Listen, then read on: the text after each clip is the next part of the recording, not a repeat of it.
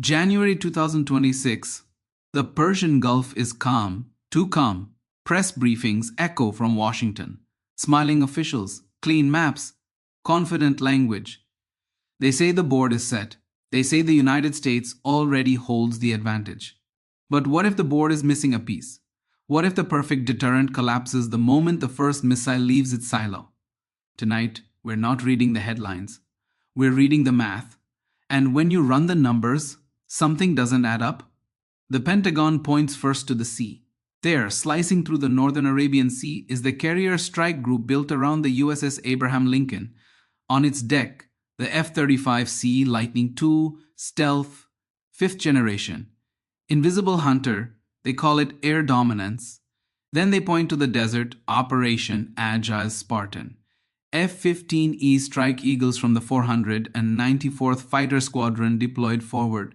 23,000 pounds of ordnance per jet, heavy, loud, devastating. On paper, it looks balanced. A ghost in the sky, a hammer on the ground. Perfect deterrence. But here's the uncomfortable question no one is asking. What happens on day 7? Because war is not a press conference. War is logistics, and logistics is ruthless. Imagine this. It's 2:14 local time. Radar lights up. Ballistic. Launches detected. Iranian missile doctrine is built around one simple truth: deny the runway. In a high-end fight, fixed airbases in Qatar or the UAE don't represent strength. They represent coordinates. Missiles don't argue. They don't negotiate. They crater. Original flight logs, artifacts from his TBM Avenger. It's not just a carrier. It's a memory. And memory matters. Because this ship was not built to glide. It was built to endure. But here's the twist. It's not perfect. In fact, it's flawed. The carrier that leans. CVN-77 has a secret. It lists slightly, permanently. Why? Because it's the black sheep of the Nimitz-class. It was built as a transitional design, halfway between the proven Nimitz hull and the experimental future of the USS Gerald R. Ford class. Engineers pushed boundaries. They added a massive bulbous bow, rare for US carriers, fluid dynamics magic. The bulb creates a counterwave, cancelling drag, more efficiency, more lift. But physics never gives without taking. The altered buoyancy shifted stability. The ship developed a natural roll to starboard. Redesigning the hull, too expensive. So the Navy chose brute force, hundreds of tons of solid ballast, pig iron and lead, welded deep into the port side. Dead weight, permanent, to balance the imbalance. Think about that. To make it effective, they made it heavier. That is the price of experimentation. That is the price of transition. So why send the carrier that leans? Why deploy the Frankenstein vessel into the most volatile choke point on Earth? Because war is not a beauty contest. Perfection fades, endurance wins. The Bush doesn't need to be stealthy. The Lincoln already handles that. The Bush brings something else. Mass. On its flight deck, you won't see rows of F-35Cs. You'll see FA-18EF Super Hornet Block 3S. To amateurs, that looks like a downgrade. To strategists, it's liberation. Because the Bush doesn't have to hide. Its Super Hornets fly in beast mode. Every hardpoint loaded, 10 bombs, external tanks, extended range. They're not snipers, they read dump trucks. And in attrition warfare, dump trucks win. The floating runway. Here's the critical difference. The Bush doesn't need Qatar. It doesn't need UAE concrete. It carries its own city, powered by 2 nuclear reactors. 30 plus knots, it moves unpredictably. Ballistic missiles require known coordinates. A carrier denies that certainty. If air bases burn, the Bush keeps launching. If stealth runs dry, the Bush keeps hammering. That is redundancy. That is resilience. But carriers don't sail alone. Around CVN-77 move destroyers equipped with the ANSLQ-32 SEWIP Block 3 electronic warfare suite. Those bulbous protrusions on their superstructure, they're not decoration. They're microwave cannons. Here's the economic reality. A drone might cost $20,000. An interceptor missile? $2 million.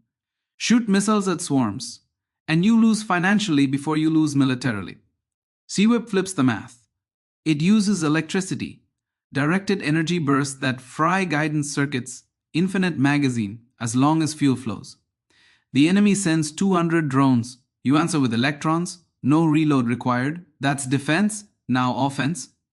The EA-18G Growler squadrons, next-generation jammers using gallium nitride ASA arrays, not blanket noise, precision beams. They don't just blind radar, they lie to it. False targets. Phantom fleets, rewritten battle space. The Lincoln hides from radar. The Bush burns radar's eyes out. Two different philosophies. One shared objective, flush and crush. Now we assemble the doctrine. It begins with stealth. F-35Cs from the USS Abraham Lincoln slip forward in passive mode.